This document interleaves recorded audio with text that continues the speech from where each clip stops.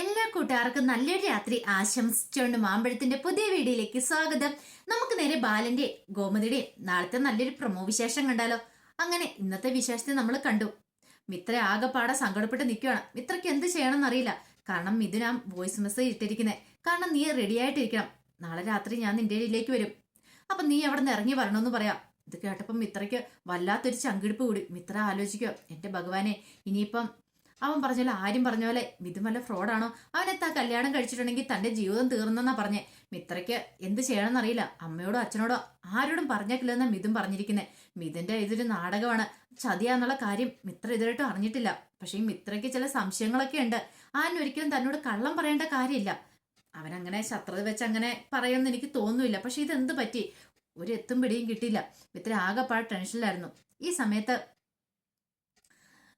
ഗോമതിയും മീനാക്ഷിയോട് ക്ഷേത്രത്തിലേക്ക് പോവാണ്. അങ്ങനെ ക്ഷേത്രത്തിൽ പോയതും ഗോമതി പ്രാർത്ഥിക്കുക. മനമൊരുകി തന്നെയാണ് പ്രാർത്ഥിക്കുന്നത്. കാരണം വീട്ടിലെ കാര്യങ്ങളൊക്കെ ഓർത്തിട്ട് ഒരു സമാധാനമില്ല. എന്റെ ഭഗവാനെ, നിനക്കറിയാലോ എന്റെ അവസ്ഥ എന്താന്ന്. മിത്രമോളുടെ കല്യാണം ഒത്തിരി ഞാൻ ആഗ്രഹിച്ചിരുന്ന കല്യാണം കൂടണമെന്ന്. മിത്രയുടെ അതെ, അലോകിന്റെ അതെ.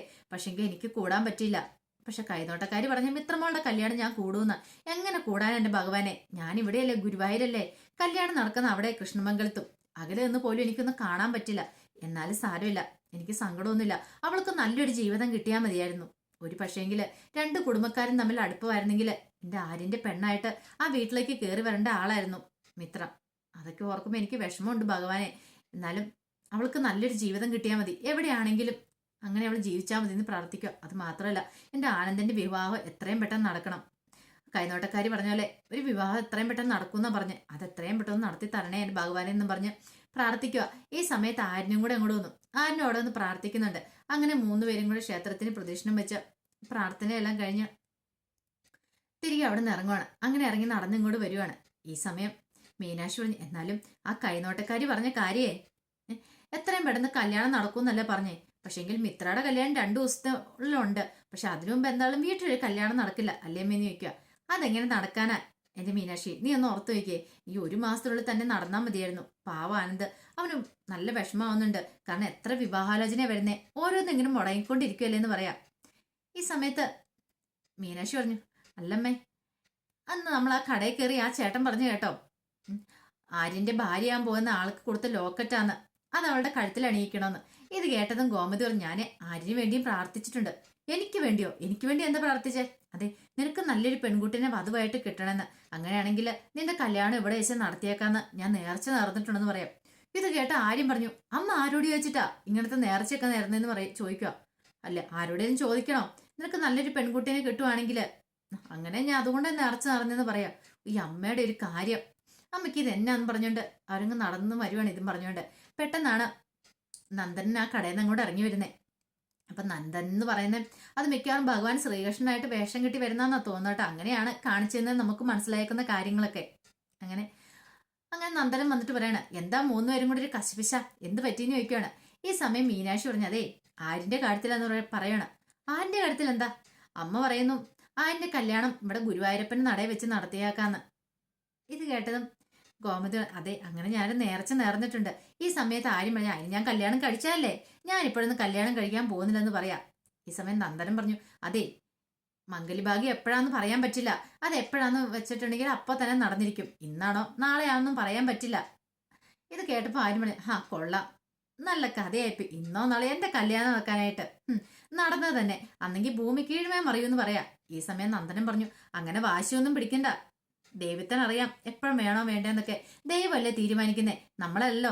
ഭഗവാൻ തീരുമാനിക്കുന്ന തന്നെ കാര്യങ്ങളൊക്കെ നടക്കുമെന്ന് പറയാം. ഈ സമയം മീനാക്ഷി ചിരിക്കുക. എന്താ ചിരിച്ചേ?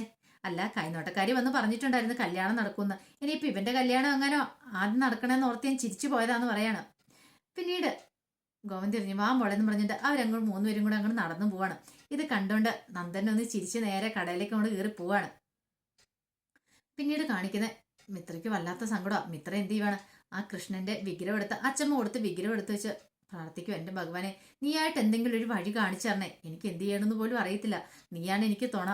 ഈ കുടുംബത്തിൽ ആരോടും, മുത്തശ്ശിയോടോ അച്ഛനോടോ അമ്മയോടോ പോലും എന്റെ വിഷമങ്ങളും വേദനകളും ഒന്നും എനിക്ക് പറയാൻ പറ്റില്ല. പിന്നെ ഞാൻ ആരോട് പോയി പറയാനാ? അങ്ങനെ ഒരു വേദനയായിരുന്നു മീനാക്ഷിയുടെ ഉള്ളിലുണ്ടാകുന്നത്. മീനാക്ഷിയുടെ അല്ല, മിത്രയുടെ ഉള്ളിലുണ്ടാകുന്നത്. അങ്ങനെ കല്യാണത്തിന്റെ തലേദിവസമായപ്പോഴത്തേന് വീടെല്ലാം നന്നായിട്ട് അലങ്കരിച്ചു. ആൾക്കാരെല്ലാം വന്നു തുടങ്ങി. ഭയങ്കര പാട്ടും മേളവും ഒക്കെ ആയി. കൃഷ്ണമംഗലം ശരിക്കും ഒരു ഉത്സവം പോലെ ആകുവാണ്. ഈ സമയത്ത് ദേവമംഗലത്ത് ബാലന് നല്ല വിഷമം ഉണ്ടായിരുന്നു. കാരണം അവിടെ ഇങ്ങനെ ഒരു ചടങ്ങ് നടക്കുന്ന സമയത്ത് തങ്ങളും അവിടെ വേണ്ടതാണ്. അവിടെ എല്ലാവരും സന്തോഷിക്കുന്ന സമയത്ത് തങ്ങളും ആ ഒപ്പം തന്നെ സന്തോഷിക്കുന്നതാണ്. എന്നാലും കുഴപ്പമില്ല, കല്യാണമൊക്കെ നന്നായിട്ട് നടന്നാൽ മതിയായിരുന്നു. ആ ഒരു ചിന്തയെ ബാലനുണ്ടായിരുന്നുള്ളൂ. അപ്പോഴാണ് ആനന്ദ് അങ്ങോട്ട് വരുന്നത്. അച്ഛൻ എന്താ ആലോചിച്ചോണ്ടിരിക്കണേ? ഒന്നുമില്ല എന്ന് പറയണ. എനിക്കറിയാം അച്ഛൻ്റെ ഉള്ളിൽ വിഷമം ഉണ്ടില്ലേ എന്ന് ചോദിക്കാം. എന്ത് വിഷമം? അല്ല, അമ്മ പോവുകയും ചെയ്തു. അമ്മ പോയാലൊന്നും എനിക്ക് വിഷമില്ലടാ. പാവം, അവൾ ഇവിടെ ഉണ്ടായിരുന്നെങ്കിൽ അവൾ എത്രമാത്രം വേദനിച്ചേനും. അവളുടെ നെഞ്ച് പിടഞ്ഞാൻ ഈ കാഴ്ച കണ്ടിട്ടുണ്ടെങ്കിൽ ഒരേ ഒരു പെങ്ങളല്ലേ ഉള്ളൂ. അപ്പൊ എല്ലാരും വന്ന് ചോദിക്കുകയും ചെയ്യും, നീ എന്താ ഗോമതി പോവാത്തേന്ന്. പക്ഷേങ്കിൽ ഈ ഒരു അവസരം നല്ലതാന്ന് എനിക്ക് തോന്നുന്നേ. പിന്നെ ഒരു ദുഃഖം മാത്രമേ ഉള്ളൂ, അകലെ നിന്നാണെങ്കിൽ അവൾക്ക് ആ വിവാഹം ഒന്ന് കാണാൻ പറ്റില്ല എന്നൊരു വിഷമം. അതൊന്നും സാരമില്ല അച്ഛാ. അല്ലെങ്കിലും ഇപ്പൊ നമ്മൾ അത് കണ്ടാണ് നമ്മൾ ജീവിക്കുന്നത്. അച്ഛനൊന്നും ഓർത്ത് വിഷമിക്കണ്ട കേട്ടോ. ഇനി അമ്മയുടെ ഈ കാര്യങ്ങളൊക്കെ പറഞ്ഞ് അമ്മേനും വേദനിപ്പിക്കണ്ടെന്ന് ശരിയെന്ന് പറയാണ്. അങ്ങനെ തലേദിവസത്തെ ചടങ്ങുകളൊക്കെ നടക്കുവാണ്. അങ്ങനെ തലേദിവസത്തെ ചടങ്ങിനൊക്കെയുള്ള കാര്യങ്ങളൊക്കെ നടക്കുവാണ്. അപ്പം മിത്രേനെ ഒരുക്കാനായിട്ട് ബ്യൂട്ടി പാർലറിൽ നിന്ന് ബ്യൂട്ടീഷ്യനൊക്കെ വന്നു. അങ്ങനെ മിത്രേനെ ഒരുക്കുവാണ്. ഈ ഒരുക്കണ സമയത്ത് മിത്രയുടെ നെഞ്ചിനാണ് തീയ. എന്ത് ചെയ്യണമെന്നറിയില്ല. മിഥുൻ ഇന്ന് രാത്രി വരുമെന്ന് പറഞ്ഞ് ഇതുവരെയായിട്ടും അവന്റെ മെസ്സേജ് ഒന്നും വന്നിട്ടില്ല. എന്ത് ചെയ്യണം അങ്ങനെ ഓർത്തിട്ട് വല്ലാത്ത ടെൻഷൻ. അപ്പൊ വൈകുന്നേരത്തെ ഹൽദി ചടങ്ങൊക്കെ ഉണ്ട്. അപ്പൊ അതിന് വേണ്ടിയിട്ട് ആൾക്കാരൊക്കെ എത്തി തുടങ്ങി. ഈ സമയത്തെല്ലാം മിത്രയുടെ ഉള്ളിങ്ങനെ ഉരുകിക്കൊണ്ടിരിക്കുക. ഇടയ്ക്ക് മുത്തശ്ശി വന്നിട്ട് ചോദിച്ചു, എന്താ മിത്രമോളെ നിന്റെ മുഖം എന്താ വല്ലായിരിക്കണേ നിൽക്കും. ഒന്നുമില്ല. നന്ദിത വന്നിട്ട് പറഞ്ഞു, ഇവള് വൈകുന്നേരം തൊട്ട് ഇവളുടെ മുഖം എങ്ങനെയാ? അതൊന്നും കാര്യമാക്കണേ, കല്യാണത്തിൻ്റെതായ ടെൻഷൻ ആയിരിക്കും എന്ന് രാജേശ്വരി പറയാണ്. അത് ശരിയായിരിക്കും, എന്നാലും ഇതുപോലെയുണ്ട് ഒരു ടെൻഷൻ. അവളുടെ മുഖം നോക്കിയേ, ഒരു പ്രസന്നതയില്ല. ഇപ്പൊ വരുന്ന ആൾക്കാരൊക്കെ വിചാരിക്കുമല്ലോ നിനക്ക് ഈ ബന്ധത്തിന് താല്പര്യം ഇല്ലാത്തതുകൊണ്ട് ഞങ്ങള് മനഃപൂർവ്വം നിന്നെ ബലം പിടിച്ച് കെട്ടിച്ചു വിടാൻ തുടങ്ങുവന്ന്.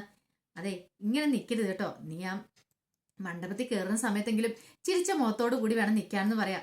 ഇത് കേട്ടതും മിത്ര ഒന്നും മിണ്ടിയില്ല. കണ്ടോ, എന്ത് പറഞ്ഞാലും അവളുടെ വായിക്കകത്ത് പിന്നെ നാക്കില്ല. അവളിങ്ങനെ ചുമ്മാ അങ്ങോട്ട് നിന്നോളെന്നും പറഞ്ഞിട്ട് നന്ദിത ദേഷ്യപ്പെടുവാണ്. പെട്ടെന്ന് മുത്തശ്ശി, നീ എന്താ നന്ദിത ഇങ്ങനെയൊക്കെ പറയണേ?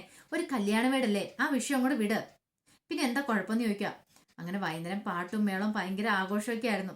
അങ്ങനെ ആഘോഷത്തിൻ്റെയൊക്കെ ഇടയ്ക്ക് അനന്തനും അച്യുതനും സിറ്റോളിൽ ഇറങ്ങി ഇപ്പുറത്തേക്ക് നോക്കുന്നുണ്ട്.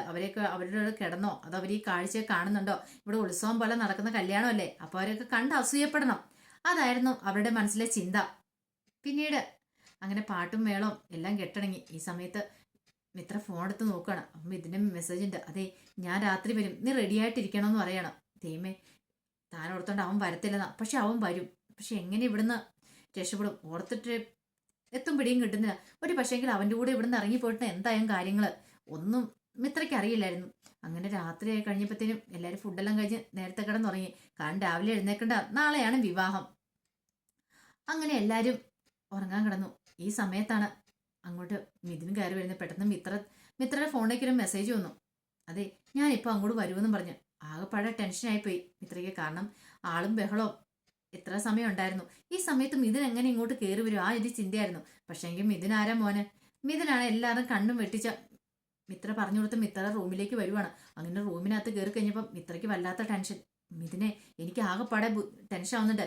എങ്ങാനും പിടിക്കപ്പെട്ടാൽ പിന്നീട് എന്താ സംഭവിക്കാൻ പോകുന്ന അറിയാലോ. ആരും പിടിക്കാനൊന്നും പോകുന്നില്ല, നീ ധൈര്യമായിട്ട് ഇരിക്കാൻ പറയണം. ഈ രാത്രി തന്നെ നമുക്ക് ഇവിടുന്ന് പോകണമെന്ന് പറയാം. രാത്രി പോവാനാ? അതെ, നീ എന്നോടൊപ്പം വരത്തില്ലേ? അതുകൊണ്ടല്ലേ ഞാൻ ഇത്ര റിസ്ക് എടുത്ത് ഇങ്ങോട്ട് വന്നേന്ന് പറയാം. അല്ല, അത് മിഥുനെ ഞാൻ, അതെ നീ വാ എന്ന് പറഞ്ഞ് കയ്യിലേക്ക് അങ്ങോട്ട് പിടിക്കുകയാണ്. മിത്രയ്ക്ക് പോണോ വേണ്ടയോ എന്ന് ആവപ്പെടെ കൺഫ്യൂഷനായി. അല്ല, കല്യാണത്തിന് ഇടാനുള്ള ഓർണമെന്റ്സ് ഒക്കെ എവിടെ ഇരിക്കുന്നത്, അതും കൂടി എടുത്തോളാൻ പറയണം. അയ്യോ, അതെന്തിനാ എടുക്കണേ? അതും കൂടി എടുക്ക്, നമുക്ക് ആവശ്യം വരും. ഒരു പക്ഷേ നമ്മുടെ രണ്ടുപേരുടെയും കയ്യിൽ പൈസ ഇല്ല. എത്ര നാൾ ഇങ്ങനെ ഒളിച്ചു കഴിയണം പറയാൻ പറ്റത്തില്ല. കാരണം നിന്റെ അച്ഛനും അമ്മയൊക്കെ അറിഞ്ഞിട്ടുണ്ടെങ്കിൽ അത് വല്ലാത്ത പ്രശ്നമാണെന്ന് പറയാം. അവസാനം മിത്ര പറഞ്ഞു, ഞാൻ നോക്കട്ടെ, എനിക്ക് നല്ല ടെൻഷൻ ഉണ്ട് മിഥുനെ, എന്ത് ചെയ്യേണ്ടതെന്ന്. അതൊന്നും ഓർത്ത് നീ വിഷമിക്കണ്ടെന്ന് പറയണം. ഈ രാത്രി സമയത്ത് കോമതി നല്ല ഉറക്കമായിരുന്നു. നല്ല ഉറക്കത്തിന് സമയത്ത് പെട്ടെന്നൊരു സ്വപ്നം കണ്ട് ഞെട്ടി എഴുന്നേറ്റ് അലറി കരഞ്ഞോണ്ട് ഇങ്ങോട്ട് എഴുന്നേക്കുവാണ്. ഈ സമയം മീനാക്ഷി ഓടി ചിന്തിച്ചു, എന്താ അമ്മേ, എന്ത് പറ്റിയെന്ന് ചോദിക്കുകയാണ്. അമ്മേനെ കുലിക്ക് വിളിക്കുവാണ്. കുളിക്ക് വിളിച്ചപ്പോൾ കോമതി എഴുന്നേറ്റു. എന്താണെന്നറിയത്തില്ല മോളെ, ഞാനൊരു സ്വപ്നം കണ്ടെന്ന് പറയണേ. എന്ത് സ്വപ്നം? എന്തോ കൃഷ്ണമംഗലത്ത് എന്തോ ഒരു ആപത്ത് സംഭവിക്കാൻ പോകുന്ന പോലെ ഞാനൊരു സ്വപ്നം കണ്ടു. എനിക്ക് വല്ലാത്തൊരു ഭയം തോന്നുവാന്ന് പറയാം. ദേ അമ്മേ, അമ്മ ഇവിടെ വന്നിട്ട് ഗുരുവായൂർ വന്നിട്ട് ഇങ്ങനെ ഈ സ്വപ്നവും കണ്ട് രാത്രി നിലവിളിച്ചിട്ട് കാര്യമുണ്ടോ? അമ്മ ശരിക്കും ഗുരുവായൂരപ്പനെ ഒന്ന് മനസ്സിൽ ധ്യാനിച്ച് കിടന്നുറങ്ങിക്കേ. ഇല്ല മോളെ, എനിക്കറിയാം ഞാൻ ഇങ്ങനെ എന്തെങ്കിലുമൊക്കെ സ്വപ്നം കണ്ടിട്ടുണ്ടെങ്കിൽ എന്തെങ്കിലുമൊക്കെ സംഭവിച്ചിട്ടുണ്ടായിരിക്കും. അപ്പൊ അതുപോലെ എന്തോ ഒരു സംഭവിക്കാൻ പോകുന്നൊരു തോന്നൽ എൻ്റെ മനസ്സിലുണ്ടാവുക. എനിക്കറിയില്ല മോളെ, എനിക്ക് ഉറങ്ങാൻ പറ്റുമെന്ന് തോന്നുന്നില്ല. അമ്മ കണ്ണടച്ച് കിടക്ക്. ഇല്ല മോളെ, എനിക്കിനി ഉറങ്ങാൻ പറ്റില്ല. എനിക്കെന്തോ വല്ലാത്തൊരു മനസ്സിന്റെ വിഷമം തോന്നുക. ഞാൻ ബാലേട്ടനെ ഒന്ന് വിളിച്ചു നോക്കട്ടെ എന്ന് പറയാം. ഈ സമയത്ത് അച്ഛനെ വിളിച്ച് അച്ഛൻ എന്ത് വിചാരിക്കും? അച്ഛന് ടെൻഷൻ ആവില്ലേ? വേണ്ടല്ലേ? ശരി, അമ്മ എവിടെ കിടന്നുറങ്ങ് എന്നും പറഞ്ഞുകൊണ്ട് ഗോമതിയോട് പറഞ്ഞിട്ട് മീനാക്ഷി കിടന്നുറങ്ങുവാണ്. ഈ സമയത്ത് മീനാക്ഷി ഉള്ളിലൊരു ചിന്തയുണ്ട്. അമ്മ സ്വപ്നം കണ്ടാൽ ബലിക്കുമെങ്കിൽ ഇനി പക്ഷെ എന്തെങ്കിലും കൃഷ്ണമംഗലത്ത് എന്തെങ്കിലും പ്രശ്നമുണ്ടോ? ഒന്നും അറിയത്തില്ല. ധർമ്മമാമനെ വിളിച്ചു നോക്കി അറിയാം. പക്ഷെ പാതിരാത്രി സമയം എങ്ങനെ വിളിച്ചു നോക്കുന്നോർത്തിന് വിളിച്ചില്ല. അങ്ങനെ പിറ്റേ ദിവസം നേരം വെളുത്തു കഴിഞ്ഞപ്പം മിത്രനെ വിളിക്കാനായിട്ട് നന്ദിത മുറിയിലേക്ക് വന്ന് കഥയും മുട്ടി. കഥവ് തുറക്കുന്നില്ല. പതുക്കെ ഡോർ തുറന്ന് നോക്കിയപ്പോഴത്തേനും ഡോർ ലോക്ക് ചെയ്തിട്ടുണ്ടായിരുന്നില്ല. അങ്ങനെ അകത്തേക്ക് കയറി കഴിഞ്ഞപ്പോഴത്തേനും അവിടെ ഒന്നും മിത്രനെ കാണുന്നില്ല. ആകെപ്പാടെ എല്ലാവർക്കും ടെൻഷനായി. അങ്ങനെ മിത്രേനെ അങ്ങനെ അന്വേഷണം തുടങ്ങി. അവരെല്ലാവരും മനസ്സിലാകും മിത്ര ഇവിടെ ഇല്ല, മിത്ര എങ്ങോട്ടോ പോയെന്നുള്ള സത്യം. ഇത് മനസ്സിലാക്കി ആകെപ്പാടെ തകർന്നു നിൽക്കുകയാണ് അന്തനും അച്യുതനൊക്കെ. അപ്പൊ അതിന്റെ വിശേഷങ്ങളൊക്കെ നാളെ നമ്മൾ കാണാൻ പോകുന്നത്. ആ വിശേഷങ്ങളൊക്കെ നമുക്ക് എല്ലാവർക്കും കാത്തിരിക്കാട്ടോ. ആദ്യമായി കാണുന്നവരാണെങ്കിൽ ചാനൽ ഇഷ്ടപ്പെട്ട ഒന്ന് സബ്സ്ക്രൈബ് ചെയ്യാൻ മറക്കരുതേ. അതോടൊപ്പം തന്നെ കണ്ടുകൊണ്ടിരിക്കുന്ന എല്ലാവരുടെ സപ്പോർട്ടിലേക്കും തുടർന്നും പ്രതീക്ഷയുണ്ട്. എല്ലാവർക്കും ഒരിക്കൽ കൂടി നല്ലൊരു രാത്രി ആശംസിച്ചു നിർത്തുന്നു. നന്ദി.